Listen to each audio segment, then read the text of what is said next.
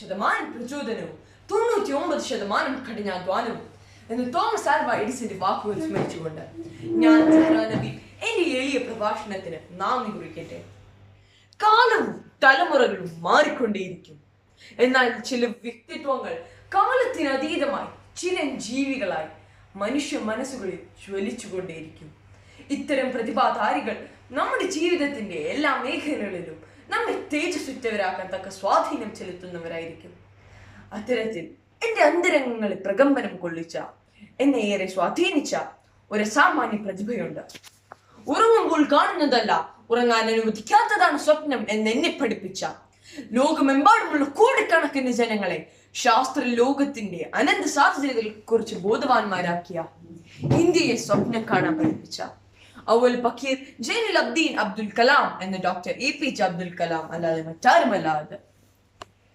ഇന്ത്യയുടെ കരുത്ത് എന്താണെന്ന് ചോദിച്ചാൽ അത് നിങ്ങളാണ് കുട്ടികളോടും യുവാക്കളോടും പറഞ്ഞ രാമേശ്വരത്തെ പത്രവിതരണക്കാരൻ പയ്യനിൽ നിന്നും ഇന്ത്യൻ രാഷ്ട്രപതിയുടെ പദവിയിലെത്തിയ അദ്ദേഹത്തിന്റെ ജീവിതയാത്രയിലൂടെ നമുക്കും ഒന്ന് കണ്ണോടിക്കാം. 1931 ഒക്ടോബർ 15 തമിഴ്നാട്ടിലെ രാമേശ്വരത്ത് ശ്രീമാൻ ജൈനുൽ അബ്ദീന്റെയും ശ്രീമതി ആയിഷയുടെയും മകനായി ജനനം.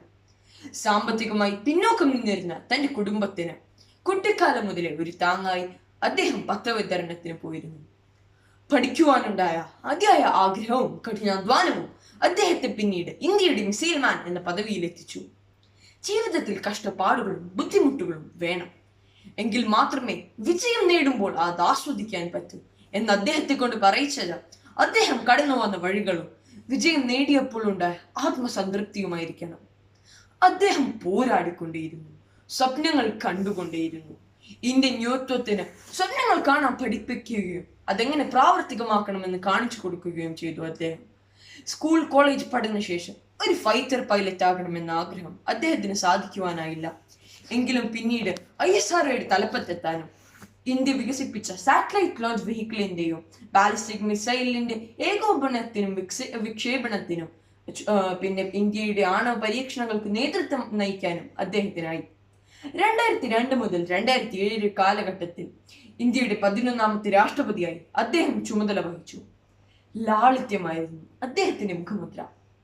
ഒരു ശാസ്ത്രജ്ഞന്റെ ബഹിരാകാശ സ്വപ്നങ്ങൾ മാത്രമായിരുന്നില്ല അദ്ദേഹം കണ്ടിരുന്നത്, മറിച്ച് പുരോഗതിയുടെ ആകാശത്തെ കുതിക്കുന്ന സ്വരാജ്യത്തെ കുറിച്ചുള്ള ചിന്തകളായിരുന്നു അദ്ദേഹത്തിനുണ്ടായിരുന്നത്.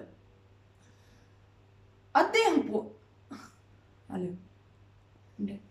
തിരുവനന്തപുരത്ത് ആരും അറിയാതെ രാത്രി ഒറ്റയ്ക്ക് പോയി ഭക്ഷണം കഴിക്കുന്ന ചില കേന്ദ്രങ്ങൾ ഉണ്ടായിരുന്നു അദ്ദേഹത്തിന്.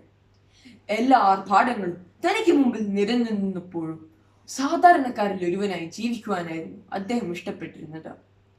ഡോക്ടർ S രാധാകൃഷ്ണൻ ഇന്ത്യയുടെ രാഷ്ട്രപതിയായപ്പോൾ ബെർനാഡ് റസ്സൽ പറയുകയുണ്ടായി, ഒരു ദാർശനികൻ രാഷ്ട്രപതിയായാൽ ആ രാജ്യത്തിന്റെ യശസ് ഉയരുമെന്ന്. എന്നാൽ ആ ഡോക്ടർ APJ അബ്ദുൽ കലാമിന്റെ കാര്യത്തിൽ കൂടുതൽ അന്വർത്ഥമായി. ഒരു സാധാരണക്കാരന്റെ സാഹസിക യാത്രയായിരുന്നു ആ ദാർശനികൻ നടത്തിയത്.